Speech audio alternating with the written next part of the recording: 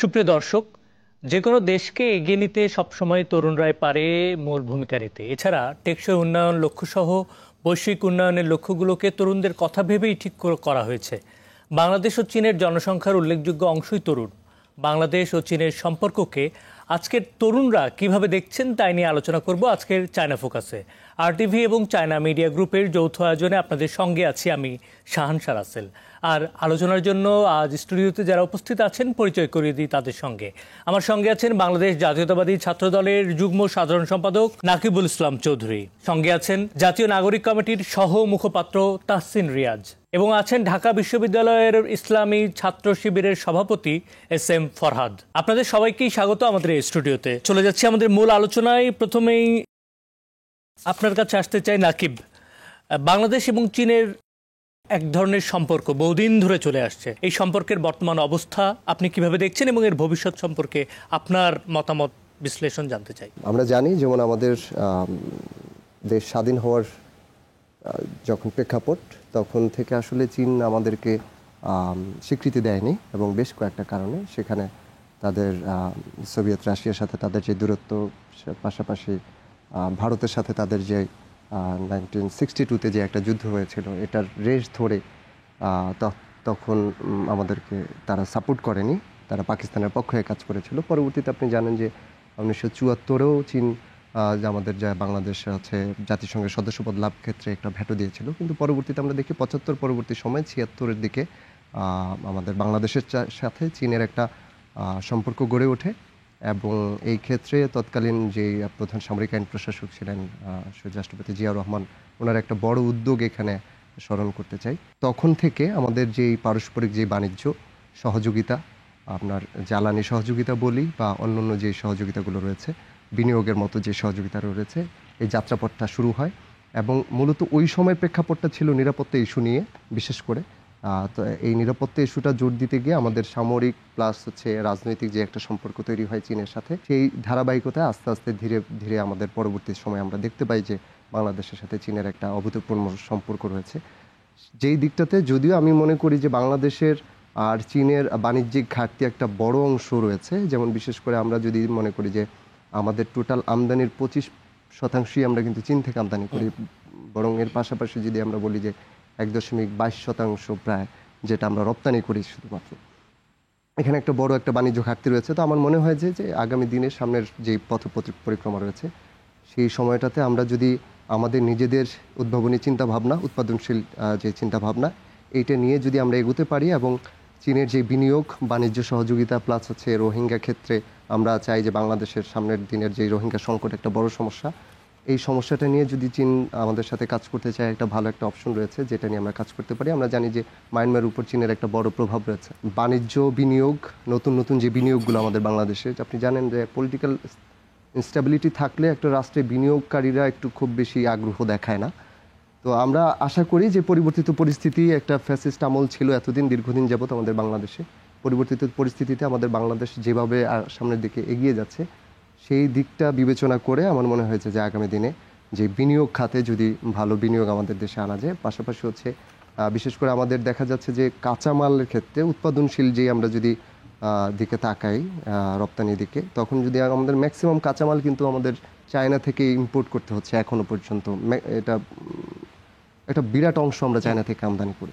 তো সেই দিক থেকে উভয়ের প্রতি উভয়ের একটা নির্ভরশীলতা বলেন বা সামনের দিকের বাণিজ্যিক বিনিয়োগ সহযোগিতার বিষয়টা যেটাই বলি, একটা সম্পর্ক রয়েছে। এবং আগামী দিনগুলোতে আমার মনে হচ্ছে যে এই জায়গাটা একটা আমরা যদি বাণিজ্যিক বিনিয়োগ বা জ্বালানি খাত বলি বা শিক্ষা খাত বলি, বিশেষ করে শিক্ষা খাতের যে বিষয়টাকে আমরা গুরুত্ব দিতে পারি। যে আপনি জানেন যে অলরেডি আমাদের মনে হয় যে বাংলাদেশে থেকে প্রায় 10,000-এর মতো শিক্ষার্থী যারা চীনের বিভিন্ন বিশ্ববিদ্যালয় কলেজে পড়াশোনা করছেন। সো এই জায়গাগুলোতে যদি আমরা এমফাসাইজ করে সামনের দিকে আগাই, আশা করি একটা চীন বাংলাদেশ একটা ভালো সম্পর্ক তৈরি হবে এবং ইন ফিউচার আমাদের ন্যাশনাল ডেভেলপমেন্টে সরাসরি আমাদের দিক থেকে আগে চিন্তা করতে হবে যে আমার রাষ্ট্রের স্বার্থ রক্ষা করে, বাংলাদেশের স্বার্থ রক্ষা করে আমাদের বিভিন্ন ব্যবসা বাণিজ্য বা অন্যান্য যে সেক্টরগুলো রয়েছে, সেই সেক্টরগুলোতে আমরা কীভাবে এগিয়ে যেতে পারি। এবং আমার মনে হয় সামনের দিকগুলোতে আমাদের দেশে যারাই রাষ্ট্র ক্ষমতা পরিচালনা করবেন বা যারাই দায়িত্বে আসবেন, তখন এই বিষয়গুলোকে মাথায় রেখে সামনে আমাদের টোটালি ন্যাশনাল ডেভেলপমেন্টকে মাথায় নিয়ে সামনের দিকে যদি বিভিন্ন সিদ্ধান্ত প্রণয়ন করেন, সেক্ষেত্রে আমাদের মনে হয় আসল ফল আমরা পাবো ইনশাল্লাহ। ধন্যবাদ নাকিব। আমি আপনার এই কথার সূত্র ধরেই তাহসিন রিয়াজ আপনার কাছে আসতে চাই। যে কোনো দেশকেই শক্তিশালী হতে গেলে অর্থনীতির ভিতকে শক্তিশালী করতে হবে। আমরা দেখেছি চীন দারিদ্র্যকে জয় করে অন্যতম পরাশক্তি হয়ে উঠেছে, তারা একটা মডেল অনুসরণ করেছে। আপনারা তরুণ নেতৃত্ব দিচ্ছেন, দেশ পরিচালনায় আসবেন, আপনারা কি ভাবছেন বাংলাদেশের অর্থনীতি শক্তিশালী কাঠামো তৈরিতে এই মডেলটা কিভাবে কাজে লাগতে পারে?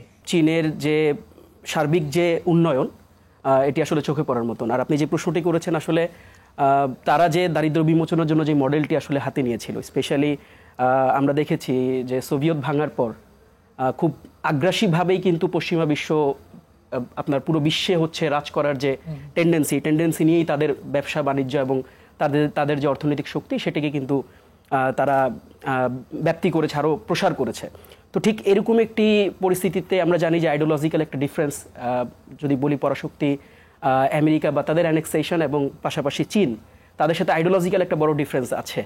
তো এই সার্বিক ডিফারেন্স থাকা সত্ত্বেও চীন বিশেষ করে তাদের দারিদ্র্য বিমোচনের যে মডেলটি আসলে গ্রহণ করেছে, আমরা দেখেছি যে তারা একেবারে সামগ্রিক যে অর্থনৈতিক সংস্কার বা সামগ্রিকভাবে যে অর্থনীতির যে প্যারামিটারগুলোতে বা যেই স্টেকগুলোতে হচ্ছে আপনার খুব রুট লেভেল থেকে যে ডেভেলপমেন্টটা ইনশোর করা দরকার, সেই জায়গাটাতে কিন্তু তারা অনেক বেশি ফোকাস করেছে। আমরা যদি একটু ডিটেইলি দেখি তাদের যে মডেলটা ছিল, তো দেখেন তারা কিন্তু তাদের যে পুরো চীনকে তারা আসলে অনেকগুলো অঞ্চলে ভাগ করে, যে সমস্ত অঞ্চল হচ্ছে আপনার যে ক্যাপিটাল সিটির সাথে আসলে সম্পর্ক না থাকার কারণে, একটু দূরে পড়ে থাকার কারণে যে সমস্ত অঞ্চল আসলে অর্থনৈতিক সুবিধা বঞ্চিত থাকে, তাদেরকে কিন্তু তারা সামনে নিয়ে এসেছে। যদি বলি যে ডিসেন্ট্রালাইজেশনের যে মডেলটা, তারা এই ডিসেন্ট্রালাইজেশনের মডেলটাকে অনেক বেশি ফোকাস করেছে। যেসব অঞ্চল অর্থনৈতিকভাবে, যেসব অঞ্চল ট্রান্সপোর্টেশনে, যেসব অঞ্চল ব্যাংক বাণিজ্য আনুষঙ্গিকভাবে অর্থনীতিকে চাঙ্গা করার জন্য যে সমস্ত গুরুত্বপূর্ণ কার্যক্রম সেখানে পরিচালিত হওয়া দরকার, সেই সব অঞ্চলকে কিন্তু তারা ফোকাস করে আলাদা করে সামনে তুলে এনেছে। এবং তার পাশাপাশি আমরা যদি দেখি, যদি আমরা ডাটা স্টিক চিন্তা করি,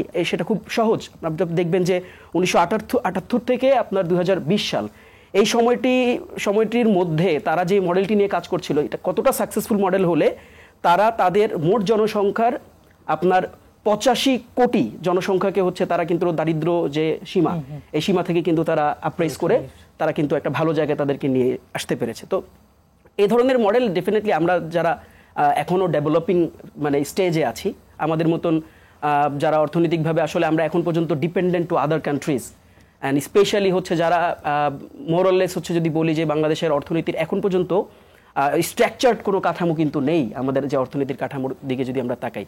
তো এই ধরনের বিশেষ করে যে বাংলাদেশের যে দারিদ্র সীমার নিচে যাদের বসবাস, তাদেরকে আসলে তাদের সামগ্রিক উন্নয়ন, স্পেশালি মার্জিনাল পিপল যারা আছে, আপনি দেখবেন যে বাংলাদেশ থেকে এখন পর্যন্ত কুড়িগ্রাম অনেক বেশি বিচ্ছিন্ন। বাংলাদেশ থেকে এখন পর্যন্ত আপনি দেখবেন যে বরিশালের বরগুনা বা ভোলা, এই জেলাগুলো অনেক বেশি বিচ্ছিন্ন। এটা কেন? এটা এই জন্য যে বাংলাদেশের অর্থনীতি বলি, বাংলাদেশের ব্যাংক বাণিজ্য বা যেই কার্যক্রমগুলো যেগুলো অর্থনীতির সাথে সম্পর্কিত, এই পুরো কার্যক্রমটি হচ্ছে আপনার ক্যাপিটাল সিটি বেসড। তো যখন রাষ্ট্রের ফোকাস ক্যাপিটাল সিটি বেসড হয়, তখন খুব স্বাভাবিকভাবে আদার যে জেলা শহরগুলো থাকে, এই জেলা শহরগুলো ডিফোকাস থাকে। তো দেখেন ডিসেন্ট্রালাইজেশনের যে নীতি, এই নীতি আমরা প্রণয়ন করতে পারি। এই নীতি প্রণয়ন করার কারণে যেটা হবে যে এখন দেখবেন যে সারা দেশের মানুষের যে ঢাকামুখী চিন্তা, আপনি দেখবেন যে একেবারে লোকালয়ের যে মানুষটি, সেই মানুষটিরও কিন্তু চিন্তা, আপনি তাকে জিজ্ঞেস করবেন যে আপনি কি আপনার এলাকায় পড়াশোনা শেষ করে এলাকায় সময় দিতে চান কিনা, তার চিন্তা থাকবে সে ঢাকায় আসবে, ঢাকায় এসে কিছু করবে। এখন তার চিন্তাটা কিন্তু সঠিক, এই জন্য সঠিক যে তার যে জেলা শহর, তার জেলা শহরে কি আপনি তার কর্মসংস্থানের ভালো ব্যবস্থা করেছেন কিনা, সেই প্রশ্নে কিন্তু আমরা সেটা করতে পারিনি। অথবা আপনি যদি তাকে জিজ্ঞেস করেন যে ক্যাপিটাল সিটি হিসাবে সিটিতে থেকে যে ধরনের টেকনোলজিক্যাল অ্যাডভান্টেজ আপনি পান, সেই অ্যাডভান্টেজগুলো ভোলার একেবারে গ্রামে যে ছেলেটা পড়াশোনা করছে, অনার্স মাস্টার্স কমপ্লিট করছে, সে কি পাচ্ছে কিনা? উত্তর হচ্ছে পাচ্ছে না। তাহলে তাকে আপনি কিভাবে প্রপার ট্রিটমেন্টের আওতায় নিয়ে আসবেন? তাকে কিভাবে আপনি ওই জায়গায় রেখে তার কৃষি ব্যবস্থা তাকে দেখতে হবে, তার যে এলাকার অর্থনীতি, এই অর্থনীতিতেও আপনি সারা বাংলাদেশের অর্থনীতিতে ভূমিকা রাখে। তো আপনি এই সামগ্রিক পরিবর্তন যদি ইনশিওর করতে চান, তবে ডেফিনেটলি চীনের এই মডেল আমাদের জন্য একটা উদাহরণ হতে পারে, সেটিকে আমরা সামনে রেখে এগোতে পারি, বা অন্যান্য আরও অনেক মডেল আছে, সেগুলোকেও হয়তো আমরা সামনে রেখে আমাদের মতন করে আগাতে পারি। জাস্ট একটি বিষয় অ্যাড করে আমরা আলোচনা আপনার দিকে চলে যাব আমি, সেটা হচ্ছে দেখেন চীন শুধুমাত্র তাদের অভ্যন্তরীণ যে অর্থনৈতিক উন্নয়ন শুধু কিন্তু তাই নয়, আপনি দেখবেন যে তাদের যে বেল্ট রোড যে প্রজেক্টটা আছে, বিআরআই যেটাকে বলা হয় আর কি, আপনি দেখবেন যে এই প্রজেক্টকে তারা এমনভাবে ইনিশিয়েট করেছে যে অলমোস্ট 200 কান্ট্রিজের মধ্যে ম্যাক্সিমাম কান্ট্রিজ কিন্তু আপনার এই প্রজেক্টের আওতায় এসেছে। এবং আমরা পরবর্তী সময় দেখেছি যে ইউএস এই প্রজেক্টকে কাউন্টার করতে গিয়ে আমরা দেখি যে তারা ইন্দো প্যাসিফিক স্ট্র্যাটেজি ঘোষণা করেছে, সাথে সাথে আরও অনেকগুলো ইনিশিয়েটিভ তারা বিভিন্নভাবে নেওয়ার চেষ্টা করেছে। কিন্তু কেন চীনের এই বিআরআই যে ইনিশিয়েটিভটা কেন সাকসেসফুল? এটা এই জন্য সাকসেসফুল বা এই কারণে সাকসেসফুল, তারা কিন্তু টার্গেট করেছে আপনার ডেভেলপিং কান্ট্রিজগুলোকে। তাদের ইনফ্রাস্ট্রাকচারাল ডেভেলপমেন্টের জন্য আপনি কি করেন? আপনি যখন আপনার ইনফ্রাস্ট্রাকচারাল ডেভেলপমেন্টের জন্য আপনি যখন ফোকাস করেন, আপনি ওয়ার্ল্ড ব্যাংকের দ্বারস্থ হন, অথবা আপনি এমন কোনো ব্যাংকিং ব্যবস্থার দ্বারস্থ হন, বা অথবা আপনি হয়তো রাশিয়ার ডোর নক করেন, অথবা আপনি জাইকার ডোর নক করেন, জাপান ভিত্তিক যে ঋণ কার্যক্রম সংস্থা। তো আপনারা যখন আমরা সেই ডোরগুলো নক করছি, তারা আপনাকে যেই রেশিওতে, আপনার যে ইন্টারেস্ট রেশিওতে আপনাকে লোন দিচ্ছে, চীন কিন্তু এসে ওই জায়গাটাতে ফোকাস করছে। দেখেন সামগ্রিক ডেভেলপমেন্টও আমরা দেখেছি যে চীন, যদিও আমরা এভাবেও বলতে পারি যে আসলে এই এশিয়া সাবকন্টিনেন্টে স্পেশালি এটা চীনের আপনার স্ট্র্যাটেজিক্যালি তার যে পাওয়ার ডেভেলপমেন্ট, এই পাওয়ার ডেভেলপমেন্টের জন্য initiative one belt one road project যেটাকে আমরা বলছি, পাশাপাশি আপনার ডেভেলপিং কান্ট্রিজগুলোর সাথে যে একটা সৌহার্দ্যপূর্ণ সম্পর্ক, তাদেরকে একসাথে নিয়ে যে ডেভেলপমেন্টের দিকে ছুটে যাওয়ার যে প্রবণতা, এটি কিন্তু আমরা চীনের কাছে এই ওয়ান বেল্ট ওয়ান রোড ইনিশিয়েটিভের মাধ্যমে আমরা দেখেছি। So it's a big thing of discussion. আসলে আমার মনে হয় যে আমরা এই মডেলকে এভাবে কাজে লাগাতে পারি। ধন্যবাদ তাহসিন রিয়াজ। আমি ফরহাদ আপনার কাছে আসতে চাই যে একটা জাতির শিক্ষিত হয়ে ওঠা বা শিক্ষার উন্নয়নটা সবচেয়ে বেশি জরুরি জাতির উন্নয়নের জন্য। সেক্ষেত্রে বাংলাদেশের বিদ্যমান শিক্ষা ব্যবস্থা নিয়ে যদি আপনাকে বলতে বলা হয়, এর সংস্কার বা উন্নয়ন নিয়ে আপনার মতামত কি? বাংলাদেশের শিক্ষা ব্যবস্থার মানে গভর্নমেন্ট কর্তৃক অ্যানাউন্সড অবজেক্টিভ চিন্তা করলে বোঝা যায়। শুরুতে যখন আরও আগে আর কি, স্বাধীনতার পরে কিছুদিন পরে 80-র দশকে 90-র দশকে বলা হতো যে আমাদের টার্গেট হচ্ছে নিরক্ষর যাতে কেউ না থাকে, প্রাইমারি শিক্ষা আমরা বাধ্যতামূলক করছি, এটা করছি। আমাদের একটা গর্বের কারণ ছিল। তার মানে মিন করে আপনার অবজেক্টিভই হইলো যে আপনার লোকেরা, আপনার জনগণেরা শুধুমাত্র পড়তে পারবে, এটাতে আপনি খুশি। তো নিরক্ষর না থাকার মানে স্কিল্ড ম্যান পাওয়ার থাকা না, দুটা ডিফারেন্ট জিনিস। এই জন্য দেখবেন আমরা হয়তো অনেক মানুষকে নিরক্ষর মুক্ত বা সে পড়াশোনা করতে পারে, লিখতে পারে, স্বাক্ষর দিতে পারে, বাংলা পড়তে পারে, এটুকু পেরেছি। বাট কিছু জিনিস আমরা জয় করতে পারি নাই। সেটা হচ্ছে আমার লোকেরা ঠিকই বেকার থেকে গেছে, তারা অদক্ষ, তারা সৎ না, তারা দুর্নীতিতে অভ্যস্ত, তারা সুযোগ পেলেই এটাকে মানে অন্যভাবে ইউজ করতে অভ্যস্ত। এটা সব কিছু ইনপুট হয়েছে শিক্ষা ব্যবস্থার মধ্য দিয়ে। অর্থাৎ কর্মজীবনে আমরা যা কিছু আউটপুট দেখি না কেন, সব কিছুই ইনপুটের শিক্ষা ব্যবস্থায় হয়েছে আর কি। ঠিক সে কারণে আমার এখানে যা আমরা জয় করতে পারি নাই, যেটা আমার চ্যালেঞ্জ মনে করছি, প্রত্যেকটাকে অ্যাড্রেস করে আমার শিক্ষা ব্যবস্থাকে মডিফাই করা দরকার। ফার্স্ট অফ অল, সাপোজ আপনার লোকেরা মোরাল না, মানে সৎ না। যিনি পুলিশে আছেন তিনি ঘোষণা হতে পছন্দ করেন, যিনি মিনিস্ট্রিতে আছেন তিনি কিভাবে একটা ফাইল অ্যাপ্রুভ করলে টাকা নিতে পারেন এটা করেন। ইভেন যিনি চীন থেকে, জাপান থেকে নিচ্ছেন, মানে মিউচুয়াল কোঅপারেশনে বাজেট নিচ্ছেন ডেভেলপমেন্ট প্রজেক্ট, তিনি চিন্তা করছেন কীভাবে আমার রুলিং এলিটটা বেনিফিটেড হয়, রেদার দেন ওই আমার ম্যাস পাবলিক বেনিফিটেড না হোক। দেখবেন যে আমার এরকম ইন্টারন্যাশনাল সহযোগিতা বড় বড় প্রজেক্টের একটা বড় অংশ আছে রুলিং এলিটলাই মানে উপকৃত হচ্ছে আর কি। এই প্রত্যেকটা জায়গায় যে গ্রেটার গোলকে ওন করতে না পারা, এই সততার পরিচয় দিতে না পারা, অনেস্ট না হওয়া, এটার জন্য শিক্ষা ব্যবস্থায় এমন কিছু জিনিস ইনপুট করতে পারা দরকার। আমি পার্সোনালি সাজেস্ট করি যে আমার লোকেদের যে ধর্মের অনুসারী, যে হিন্দু, সে যখন তার রিলিজিয়াস ভ্যালুসটা যখন সে সিরিয়াসলি প্র্যাকটিস করবে, সে জানবে, সে তার ছোটবেলা থেকে সে এখানে দুর্নীতি করতে ভয় পাবে, সে অসৎ থাকতে ভয় পাবে। যে মুসলিম, সে যখন তার স্রষ্টাকে সে ফিল করবে যে তিনি মনে হয় দেখছেন, এখানে সে দুর্নীতি করবে না। এটা একটা প্রথম উপাদান। দ্বিতীয় হচ্ছে তিনি সৎ হইল বা সে অদক্ষ, তাহলে তো আগে দিয়ে আপনি কাজ করাতে পারবেন না। দক্ষ যাতে হয়, আপনি হায়ার এডুকেশনে গিয়ে আপনার সেই এস্টাবলিশমেন্টে হওয়া দরকার, সেই সিস্টেমে থাকা দরকার, যার মধ্যে দিয়ে লোকেরা দক্ষ হয়ে উঠবে। এখন আপনি করছেন কি? আপনি বাংলাদেশে করছেন হচ্ছে বিশ্ববিদ্যালয় বাড়াচ্ছেন, আপনি ঘোষণা দিচ্ছেন জেলায় জেলায় বিশ্ববিদ্যালয় হবে, কিন্তু এই বিশ্ববিদ্যালয় হয়ে সেটার কোয়ালিটি কী হবে, আউটপুট কী হবে, আদৌ আমার কোন জায়গায় ক্রাইসিস, সেই লোকেরা তৈরি হচ্ছে কিনা, এই ক্রাইসিস সলভের জন্য, অ্যাড্রেসের জন্য কোন ধরনের শিক্ষা প্রতিষ্ঠান দরকার, এই সিস্টেমে আমরা যাচ্ছি না। আপনি খোঁজে দেখেন কারিগরি প্রতিষ্ঠানগুলো খুবই মানে জীর্ণ দশায় আছে, তারা বাজেট পায় না, তাদের টিচারদের বেতনের অবস্থা খারাপ, তারা কোনো প্রজেক্ট পায় না। যেখান থেকে আপনার দক্ষ লোকেরা বের হয়ে আসবে সেখানে মানে অবস্থা খুবই ভয়াবহ, আর আপনি হচ্ছে মনোযোগ দিচ্ছেন অন্য জায়গায় আর কি। আর সেমভাবে মনে করেন বেকারত্বের কথা বলি, বাংলাদেশে অসংখ্য প্রফেশন আছে যেখানে মানে বিদেশিরা চাকরি করছে, কিন্তু বাংলাদেশের সেই জায়গাটাকে ফিল আপ করার জন্য আমার দেশের লোকদেরকে আমি দক্ষ করে গড়ে তুলতে পারছি না। গভর্নমেন্টও তার জায়গা থেকে চেষ্টা করে এই মানুষগুলোকে আমার ফিল্ডে যাতে আমার লোকেরা দক্ষ হয় কিংবা বাইরে থেকে শিখে আসবে সেই চেষ্টাটাও নাই।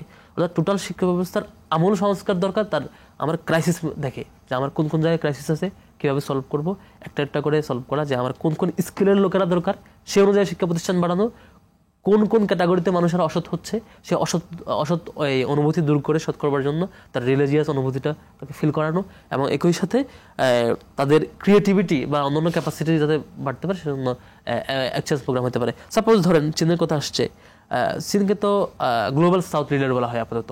গ্লোবাল নর্থে একটা আছে, সাউথে আর একটা সাউথ লিডার বলা হয়। তো বাংলাদেশের স্বার্থকে অক্ষুণ্ণ রেখে চীনের সাথে তো এক্সচেঞ্জ প্রোগ্রাম হতে পারে শিক্ষার, যেখানে শিক্ষার্থীরা যাবে, শিখবে, শিখে সে অ্যাপ্লাই করবে।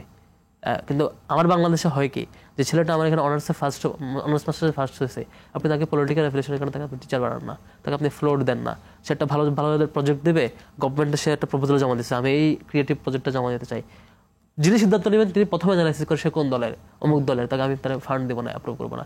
অর্থাৎ এখানে একটা লিগেসি আছে। আসলে আপনি এই যে দুইজন বক্তা আলোচনা করছেন, চীনের ব্যাপারে অনেক প্রশংসা করছেন, চীনের একটা পলিটিক্যাল লিগেসি নিঃসন্দেহে আছে, বাংলাদেশের একটা লিগেসি আছে। দুইটা লিগেসি সিমিলার কিনা, কোথায় কোথায় সিমিলার না, ডিসিমিলারিটিস আছে, ডিফারেন্সেস আছে, এটা আমাকে মূল্যায়ন করা দরকার। বাংলাদেশের কোনো ইন্টারনাল এবং এক্সটার্নাল চ্যালেঞ্জ আছে। সাপোজ পলিটিক্যাল অবস্থায় বলি, আমার 71 স্বাধীনতা, বাংলাদেশ স্বাধীন হয়েছে, বাট 71 75 আবার আশা লাগছে। পুরো শাসককে আপনার বিদ্রোহ করে তাকে মানে এখান থেকে মানে ইয়া করতে হয়েছে আর কি, বাংলাদেশকে আবার নতুন করে মুক্ত করতে হয়েছে। আবার 90 এসে আবার একটা স্বৈর শাসক হয়, আবার কোনো শাসক ক্ষমতা আসলে চিন্তা করে আমি আর একটু বেশি থাকি। এইভাবে করে বারবার মানে পলিটিক্যাল অবস্থায় মানে এত বাজে অবস্থা, একটা ক্রিয়েটিভ লোক যে ভালো করতে পারবে সে দেশে থাকে না, সে চলে যায়। আবার যে শিক্ষার্থীরা গড়ে উঠবে শিক্ষা প্রতিষ্ঠানে, পলিটিক্যাল সংগঠনগুলোই দায়িত্ব নিয়ে শিক্ষা প্রতিষ্ঠান নষ্ট করে, তার শিক্ষার্থীদেরকে বাজে কাজে ব্যবহার করে। টোটাল ইন্টারনাল এই সিস্টেমটাকে আপনি ডেভেলপ করতে না পারেন, আপনার লোকেরা যদি দায়িত্ব না নেয়, আপনার লোকেরা যদি চেঞ্জ না করে, আমি যতই মোরাল অ্যানালাইসিস করি না কেন, কোনোটাই ফাংশন করবে না। আমার কাছে মনে হয় আগে ইন্টারনাল পরিবেশ চেঞ্জ করা দরকার, তারপর আমি এক্সটার্নাল। এই সঙ্গে আমি একটু যোগ করতে চাই যে আসলে আমাদের শিক্ষা ব্যবস্থাকে আরেকটু কর্মমুখী করার এক ধরনের প্রচেষ্টা বা এক ধরনের, আমি যদি এখানে চীনের উদাহরণটা আমাকে দিতেই হচ্ছে এই কারণে যে চীনে আসলে চাকরির পেছনে না, একটা উদ্যোক্তা তৈরি, আপনি কিভাবে স্টার্ট আপ প্রয়োগ করবেন, অ্যাপ্লাই করবেন, সেটার প্র্যাকটিসটা স্টুডেন্ট লেভেল থেকে হয়ে ওঠে। আমরা আসলে কেন এখান থেকে দূরে, এইটা নিয়ে আসলে কিছু এইটার মানে প্রধান কারণ হচ্ছে আমরা বাংলাদেশে কেন যেন সেটা কালচারে বলেন, বিজনেস বলেন, এডুকেশন বলেন, প্রত্যেকটা ফিল্ডকে পলিটিক্সের সাথে মিশায় ফেলেছে একেবারে।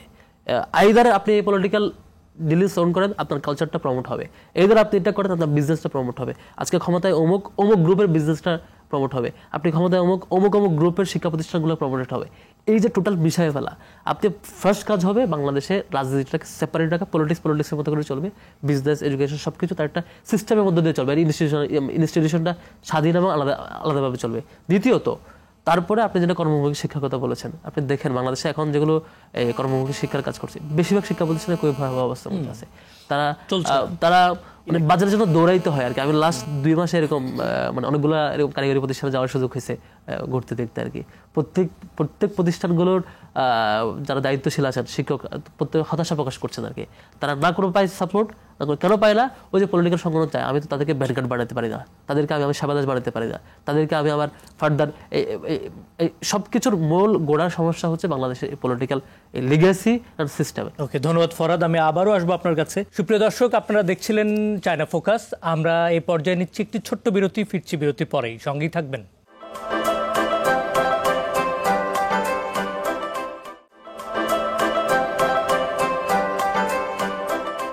দর্শক, আবারও আমন্ত্রণ RTV এবং চায়না মিডিয়া গ্রুপের যৌথ আয়োজন চায়না ফোকাসে। চলে যাচ্ছি আবারও আলোচনায়। নাকিব, আমি আপনার কাছে আবারও আসতে চাই। আসলে একটা দেশের উন্নয়নের জন্য বিদেশি বিনিয়োগ বা শিল্প ক্ষেত্রে উন্নয়নটা জরুরি। সেক্ষেত্রে সবচেয়ে বড় সমস্যা যে জায়গাটা আমি দেখি যে এখানকার জ্বালানির সোর্সের অভাব এবং অবকাঠামো উন্নয়নের অভাব। বাংলাদেশে অফুরন্ত নবায়নযোগ্য জ্বালানির সোর্সগুলো আছে, উৎসগুলো আছে। যদি আমরা এটাকে প্রপারলি কাজে লাগাতে পারি তাহলে হয়তো বা আমাদের বিদ্যুৎ ঘাটতি থাকবে না, আমাদের বাইরের দেশ থেকে বিদ্যুৎ আনতে হবে না, কয়লার জন্য আমাদের নির্ভরশীল হতে হবে না। তো এই জাতীয় বিষয়গুলো নিয়ে প্র্যাকটিস করার কিন্তু এখনই সময়। আপনি কি ভাবছেন? মূলত জ্বালানি সংগ্রহটা বা আমাদের দেশের যে জ্বালানি খাত ব্যবহার হচ্ছে, এটা কয়টা সেক্টর থেকে মূলত আসছে? আমরা দেখছি যে আমাদের ইতিপূর্বে যে বিষয়গুলো হয়েছে যে মূলত জীবাশ্ম জ্বালানির উপরেই আমরা মোটামুটি নির্ভরশীল ছিলাম, যেরকম গ্যাস নির্ভর বা কয়লা নির্ভর, যেটা দেখা যাচ্ছে যে পরিবেশে একটা ব্যাপক বিরূপ প্রতিক্রিয়া তৈরি হয়েছে। ঘটনাচক্র হয়েছে কি, আমাদের বাংলাদেশের অবস্থা এখন এমন জায়গায় এসে ঠেকেছে যে যেখানে আপনি নবায়নযোগ্য জ্বালানির কোনো বিকল্প এখন দেখছি না। কারণ হচ্ছে প্রতিনিয়ত আমাদের জীবাশ্ম জ্বালানির যে পরিস্থিতি এখন কমে কমে যে জায়গায় চলে আসছে, আমার মনে হচ্ছে যে 2025 বা 26 নাগাদ মনে হয় যে এটা আরও 2 থেকে 3/3 কমে যাবে যদি নবায়নযোগ্য জ্বালানি আমাদের আরও উৎপাদন করা না হয়। সেই জায়গাটা আমরা কোন কোন সেক্টরটাতে এগিয়ে রাখতে পারি, যেরকম ধরেন যে আপনার সোলার সিস্টেম, যেটা আমরা কিন্তু এখানে ভালো একটা সম্ভাবনা আছে বাংলাদেশে, এবং এটা ইটকলের মাধ্যমে একটা প্রজেক্ট দিয়েছিল এর আগে, যেটা জানিয়ে যে আমরা অলরেডি এটা একটা সাফল্য এসেছে। কারণ হচ্ছে যুগোপযোগী একটা শিক্ষা, আপনার পরিকল্পনা এবং এটা বাস্তবায়ন করে সামনের দিকে এগিয়ে যাওয়া। আসলে যেই আপনার যেই রিসোর্স রয়েছে, এই রিসোর্সটা খুব মানে এটা কি বলে প্রোডাক্টিভিটিটা খুব ভালোভাবে আপনার ব্যবহার করা, কাজে লাগানো, তখন হবে কি আপনার এই জায়গা থেকে আপনি রিসোর্স সংগ্রহ করে আপনি এখানে জ্বালানির সংকটটা মেটাতে পারেন। আরেকটা থাকতে পারে আপনার, যেমন ধরেন বায়ুবিদ্যুৎ যেটা আছে আমাদের বাংলাদেশে, উপকূলীয় অঞ্চল বেশি কিন্তু আমাদের এই দেশে, বিশেষ করে বদ্বীপ হওয়ার ক্ষেত্রে আমাদের এই জায়গাতে বাতাসের ইয়েটা আমার মনে হয় যে প্রায় 7.75 মিলি/সেকেন্ড/আওয়ার এরকম যে গতিবেগ আমাদের, সেখান থেকে দেখা যাচ্ছে আমাদের প্রায় 30 থেকে 35 গিগাওয়াট বিদ্যুৎ উৎপাদন করা সম্ভব কিন্তু বাংলাদেশে বায়োগ্যাসের মাধ্যমে। পাশাপাশি যেমন আরেকটা অপশন থাকে, সেটা আসলে যে জলপ্রপাত সৃষ্টি বা পানি বিদ্যুৎ যেটাকে বলে, সেক্ষেত্রে দেখা যাচ্ছে আমাদের বাংলাদেশের প্রেক্ষাপটে এখনো পর্যন্ত ওইখান থেকে খুব র্যাপিডলি ডেভেলপমেন্ট করাটা খুব বেশি যে সম্ভব তা না। কারণ বেশ কিছু আমাদের পরিবেশের প্রতি বিরূপ যে প্রভাব আছে, এই জিনিসগুলোর দিকে খেয়াল রাখতে হয়। ক্লাইমেট চেঞ্জ, বাংলাদেশে দেখছেন যে কিছুদিন পর পরই বন্যা হচ্ছে, এই সকল কিছু কিন্তু আমাদের এই পরিবেশের উপরে একটা বিরূপ প্রতিক্রিয়া হওয়ার কারণে। সো সেই জায়গায় যে আপনি রান অফ দ্য রিভার, যে ওইটাকে আটকিয়ে আপনি সেখান থেকে বিদ্যুৎ উৎপন্ন করবেন, এই জায়গাটা একটা ঝুঁকির মধ্যে পড়ে যায় আমাদের। সেক্ষেত্রে আমরা বলতে পারি যে বায়ুবিদ্যুৎ বা সোলার সিস্টেমের যে অবস্থাটা রয়েছে, বা আমরা যে যতটুকুই পারি আমরা জল বিদ্যুৎ উৎপাদন, সেই যে জায়গাটা, এই জায়গাগুলোতে যদি আমরা এমফাসাইজ করি এবং সেখানে স্টেট যখন এগুলোর উপর গুরুত্ব দিয়ে কাজ করবে, আমার মনে হয় যে তখন আমাদের ওই ঘাটতিটা পূরণ হয়ে সামনের দিকে এগোনো যাবে। যেমন আপনি ধরেন বাংলাদেশে কিন্তু এখনও পর্যন্ত আমরা 59% প্রায় আমরা প্রাকৃতিক গ্যাসের উপর নির্ভর করছি জ্বালানির ক্ষেত্রে, এবং আর 15% হচ্ছে কয়লার উপর আমরা নির্ভর করছি। তো আপনি চিন্তা করে দেখেন যে এই দুইটার যখন তলানিতে এসে ঠেকে যাবে, তখন আমাদের এর পরবর্তী যে প্রজন্ম বা পরবর্তী রাষ্ট্র ব্যবস্থাপনা, সেটা আমরা কিভাবে সেটা গড়বে, বা সেই জিনিসটা, সেই যে টেকনোলজির ব্যবহার বা যেই চিন্তা ভাবনাগুলো রয়েছে আমাদের, যেগুলো রিফুয়েলিং করা যায় বা যে এনার্জি উৎপাদন করা যায়, তো সেই জায়গাগুলোতে যদি মনোযোগ না দেওয়া যায়, তখন দেখা যাচ্ছে যে ইন ফিউচার আমাদের বাংলাদেশ একটা বড় ক্ষতির সম্মুখীন হবে। সেই জায়গাগুলোতে আমার মনে হচ্ছে যে জ্বালানি সংকটের এখন যেই বিষয়টা সামনে আসছে, নবায়নযোগ্য জ্বালানির দিকে আমাদের মনোযোগ করা উচিত, এবং রাষ্ট্রের প্রত্যেকটা জায়গায় এই সকল বিষয়ে গবেষণা বাড়ানো উচিত। সো এই জায়গাগুলোতে আসে রাষ্ট্র যখন সরাসরি স্পন্সর করবে, এগুলোর উপর গুরুত্ব দিবে, গবেষণা বা নতুন আউটপুট বের করে নিয়ে আসার ক্ষেত্রে যখন রাষ্ট্র কাজ করবে, গুরুত্ব দিবে, তখন মনে হয় যে ইন ফিউচার আমাদের ন্যাশনাল ডেভেলপমেন্ট পেয়ে জ্বালানির ক্ষেত্রে আমরা একটা ভালো উদ্ভাবনী সময়ের দিকে বা উদ্ভাবনী একটা শক্তি দিকে এগোতে পারবো আর কি। ওকে, ধন্যবাদ নাকিব। আমি আসবো রিয়াজ, আমি এই প্রশ্নে আপনার সাথে আপনার একটু মতামত জানতে চাচ্ছি। সরকারিভাবে একটা সংগঠনও নবায়নযোগ্য জ্বালানি নিয়ে কাজ করছে, কিন্তু তারপরও আশানুরূপ কোনো ফল আমরা পাচ্ছি না। অনেক ইনিশিয়েটিভ নেওয়ার সুযোগ ছিল, যথাযথভাবে এগুলো কাজ হচ্ছে না। তো এটা আসলে ফাংশনাল করার জন্য কি করা যেতে পারে? দেখেন, পরিবর্তনের এটা একটা রাইট টাইম। এই রাইট টাইমের পরিবর্তন যদি আপনি রাইট টাইমে করতে না পারেন, অন্য আপনি বাংলাদেশের হিস্ট্রিতে তাকান, এই হিস্ট্রিতে এত বড় গণঅভ্যুত্থান তো হয়নি কখনো, যেখানে আপামর জনতা বলতে আপনার দেখেন, মানে দল মত নির্বিশেষে সকল শ্রেণী পেশার মানুষ যেই বিপ্লবে বা যেই গণঅভ্যুত্থানে দাঁড়িয়ে বলেছে যে আমরা পরিবর্তন চাই। এই পরিবর্তন কি শুধুমাত্র রেজিমের পরিবর্তন? এই পরিবর্তন কি শুধুমাত্র চেয়ারের পরিবর্তন? এই পরিবর্তন শিক্ষা ব্যবস্থার পরিবর্তন, এই পরিবর্তন সিস্টেমের পরিবর্তন, সংবিধানের পরিবর্তন। এটা আপনি যে এই এত বছর ধরে যে অ্যাডমিনিস্ট্রেশন ডেভেলপ করছেন, যেই আমলাতান্ত্রিক জটিলতা তৈরি করে রাখছেন, এই আমলাতান্ত্রিক জটিলতার পরিবর্তন। আপনাকে একটা টিকিট আনতে গেলে আপনাকে ডাক্তারের সিরিয়াল নেওয়ার পরও আপনাকে আয়া বুয়ার কাছে কেন দাঁড়ায় থাকতে হয়? আপনি একটা জায়গায় আপনি যখন একটা ফাইল নিয়ে যান, ওই ফাইল নিয়ে আপনাকে কেন আপনি সরাসরি সচিব বা সেক্রেটারিয়েট বডির কাছে আপনি রিচ করতে পারেন না? কেন পারেন না? বিকজ আপনার যে আদার অফিসিয়ালস আছে, এই অফিসিয়ালসের কাছে আপনি জিম্মি। তো এই পরিবর্তন যদি আপনার সংগঠিত করতে না পারেন, তাহলে আমরা এই যে যত আলোচনা করছি আমরা, 5 বছর পর আবার রাষ্ট্র আপনার আগের জায়গায় চলে গেল। তো এই সামগ্রিক পরিবর্তন সামগ্রিকভাবে নিশ্চিত হইতে হবে। এই জন্য যারা বড় দলগুলো আছে তাদের কাছেও আমরা সবসময় অনুরোধ করি এটা, যে দেখেন মানে একটু ধৈর্য ধরি না আমরা, মানে আপনি একটু ধৈর্য ধরলে যদি রাষ্ট্রের বড় পরিবর্তন নিশ্চিত করা যায়, একটু ধৈর্য ধরলে যদি রাষ্ট্রকে সত্যিকার অর্থে যে রাষ্ট্রটা আমরা চেয়েছিলাম সেটা যদি মেরামত করা যায়, তাহলে একটু ধৈর্য ধরলে তো আমার কোনো সমস্যা নেই। ঠিক আছে, আমরা অপেক্ষায় আছি এরকম একটা পরিবর্তনের জন্য। ফরাদ, আপনার কাছে আসতে চাই, মানে নতুন সরকারের জন্য প্রয়োজন নতুন ভূ রাজনৈতিক ভাবনা, বিশেষজ্ঞরা এই কথা বলছেন, এটা আমার কথা না। তো ভূ রাজনৈতিক ভাবনা নিয়ে তরুণরা কি ভাবছে? আমার টোটাল ম্যাপের 4-5টাতে আমার ইন্ডিয়া। তো এই টাইমে এবং একই সাথে খুব সুখকর একটা সম্পর্ক যায় নাই।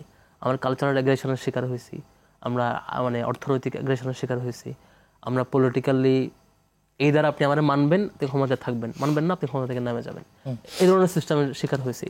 এই জায়গায় বাংলাদেশকে একটা কূটনৈতিক দক্ষতার পরিচয় দিতে হবে, চমৎকার একটা দক্ষতার পরিচয় দিতে হবে। বাংলাদেশকে মনে রাখতে হবে এখন ইউনিপোলারিটির দিন শেষ, এখন মাল্টিপোলারিটির সময়। এবং বাংলাদেশকে একই সাথে চীন বলেন, ইন্ডিয়া বলেন, আমেরিকা বলেন, সবার সাথে একই সাথে প্যারালালি সম্পর্ক মেনটেন করে বাংলাদেশকে চিন্তা করতে হবে সে কীভাবে আগাবে। চীনের সাথে আমার সম্পর্ক কন্টিনিউ করতে গেলে সেখানে আমার কালচারাল অ্যাগ্রেশনের রিস্ক কম। আমি যদি চীনকে অ্যানালাইসিস করি, চীন আমার দেশে খুব বেশি কালচারাল অ্যাগ্রেশন করার চেষ্টা করে নাই। একটা কনফুসিয়াস ইনস্টিটিউট দিয়ে হয়তো কিছু ল্যাঙ্গুয়েজ, কিছু অন্যান্য কিছু কর্মসূচি, সেখানে একটা এক্সচেঞ্জ প্রোগ্রামের মধ্যে দিয়ে গেছে। আবার একই সাথে আবার অন্যভাবে চিন্তা করলে অর্থনৈতিকভাবে আমরা অনেক বেশি ইম্পোর্ট করছি, আমদানি করছি, কিন্তু সেই তুলনায় আমরা কিন্তু রপ্তানি করার সুযোগটা চীনে আমরা পাই নাই। এখানে আমরা একটা খুব একটা ঘাটতির মধ্যে দিয়ে গিয়েছি আর কি, আমরা আমদানি ঘাটতির মধ্যে পড়েছি। আবার ইন্ডিয়ার সাথে অ্যানালাইসিস করলে সেখানে দেখবেন আমি একই সাথে পলিটিক্যাল অ্যাগ্রেশনের শিকার হয়েছি। একটা দল পলিটিক্যাল পার্টি ক্ষমতায় থাকতে হলে তাকে মেনে নিতে হবে এবং তাকে হুজুর হুজুর করতে হবে, এবং বাধ্য হয়ে তিনি আবার পালাইয়াও যান ওই দেশে। তো এই একটা সিস্টেমের মধ্যে দিয়ে গেছি। কালচারাল অ্যাগ্রেশনের বহু সিমটমস আমরা লক্ষ্য করছি, সে সিনেমা বলেন, মুভি বলেন, গান বলেন, অন্যান্য উপাদান বলেন, ইভেন লিটারেচারের ক্ষেত্রেও একটা অদ্ভুত একটা অ্যাগ্রেশনের মুখোমুখি হয়েছি। এক্ষেত্রে বাংলাদেশকে চিন্তা করতে হবে আমি কীভাবে আমার লেস অ্যাগ্রেশন, আমি টোটালি আমার পুরো অ্যাগ্রেশনটা আমি কমাই নিব এবং আমি আমার ম্যাক্সিমাম ডেভেলপমেন্ট আমি নিশ্চিত করবো। এক্ষেত্রে বাংলাদেশকে প্রাইমারিলি হচ্ছে প্রত্যেকটা রাষ্ট্রের সাথে কূটনৈতিক দক্ষতা পরিচয় দিতে হবে। আমার যে পার্শ্ববর্তী রাষ্ট্রসহ অন্যান্য রাষ্ট্রের সাথে কালচার অ্যান্ড পলিটিক্যাল অ্যাগ্রেশন, এটা পাওয়ার চেক অ্যান্ড ব্যালেন্স করার জন্য বাংলাদেশকে সফলতার সাথে কূটনৈতিক দক্ষতা পরিচয় দিতে হবে। তবে মনে রাখতে হবে আমি নির্দিষ্ট কোনো ব্লকে চলে যাবো না।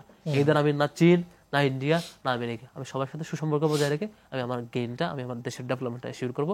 এখানে চীনও ইউনিয়ন অবস্থায় থাকবে, ইন্ডিয়াও ইউনিয়ন থাকবে, আমিও ইউনিয়ন থাকবে, আমেরিকাও ইউনিয়ন অবস্থা থাকবে। তবে আমার উপর কেউ চাপায় পড়তে পারবে না, আমার উপর কেউ মানে অ্যাগ্রেসিভ মোডে রোল প্লে করতে পারে। তখন আমি আমার দাঁড়ায় যাওয়া সে সক্ষমতাও লাগবে। ওই যে ভাই বললেন এই একটা এই যে সীমান্তে এত হত্যাকাণ্ড, আমি দাঁড়াইতে পারি নাই, কিন্তু আমার নদী আটকায় দেয়, আমি দাঁড়াইতে পারি নাই, আমার বারবার বন্যা হয়, আমি কিন্তু দাঁড়ায় প্রতিরোধ করতে পারি নাই। এক্ষেত্রে আমার মনে হয় যে এই পার্টনারশিপগুলো খুব ভালো রোল প্লে করতে পারতো। এই জন্য বাংলাদেশকে নিজেকে আগে স্টাডি করা দরকার, আমি আসলে কিভাবে আমার এই কূটনৈতিক।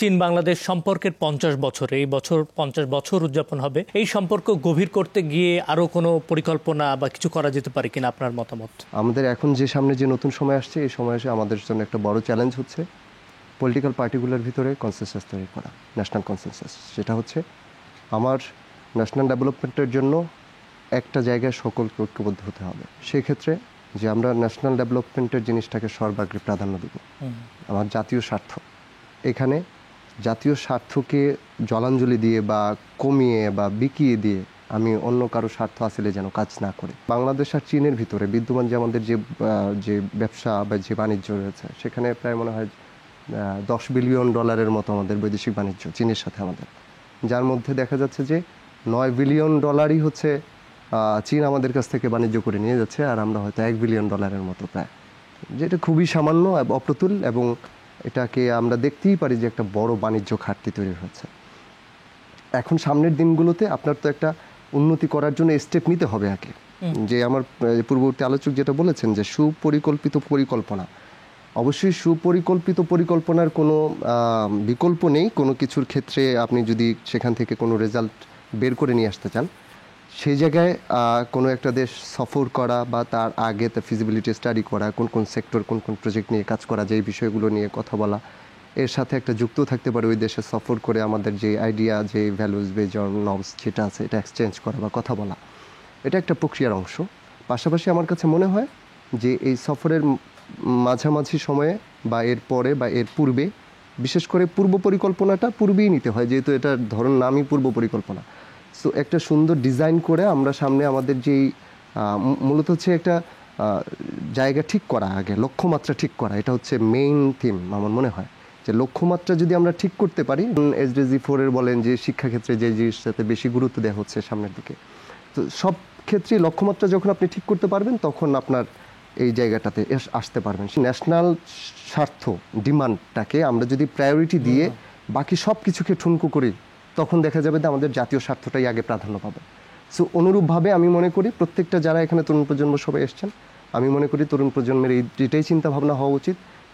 প্রত্যেকের জায়গা থেকে নিজের সেই দায়িত্বশীল জায়গা থেকে রোলটা প্লে করলে আমার মনে হয় আগামী দিনে সমৃদ্ধ একটি বাংলাদেশ আমরা উপহার দিতে পারবো সবাইকে। ওকে, ধন্যবাদ নকিব। আমরা একদমই অনুষ্ঠানের শেষ পর্যায়ে তাসসিন রিয়াজ, আপনার কাছে ছোট করে জানতে চাই, তরুণদের দল জাতীয় নাগরিক কমিটি রাজনৈতিক দল গঠনের জন্য 24 দফা ইস্তেহার ঘোষণা করেছেন। নতুন রাষ্ট্র বিনির্মাণের ক্ষেত্রে আসলে কি ভূমিকা রাখবে আপনাদের এই ইস্তেহার? আমরা আসলে তারুণ্যের ভাষাটা বোঝার চেষ্টা করছি, কারণ যে তারুণ্যের জোয়ারে আপনার ফ্যাসিজম হারিয়ে গেল, আপনি সেই তারুণ্যকে যদি বুঝতে না পারেন, আগামীর রাজনীতি বাংলাদেশে যে কোনো দল, যে কোনো মত, তারা যদি তারুণ্যের ভাষাকে যদি বুঝতে না পারে, তাদের জন্য রাজনীতি থাকবে না বাংলাদেশে। এটা বাস্তবতা। এবং তার পাশাপাশি দেখেন, যারা এখানে এই আন্দোলনে তাদের সর্বোচ্চ ত্যাগ স্বীকার করেছে, রক্ত দিয়েছে, আহত হয়েছে, কেউ চোখ দিয়েছে, কেউ হাত দিয়েছে, এবং পরবর্তী সময়ে তারুণ্য যেই ভাষায় দেয়াল লিখন করেছে, সেটি হচ্ছে আমাদের সংবিধান। সেখানে সংবিধান লেখা হয়ে গেছে, তারা কেমন বাংলাদেশ দেখতে চায় সেখানে তারা বলে দিয়েছে। সেটি হবে আমাদের ইশতেহার।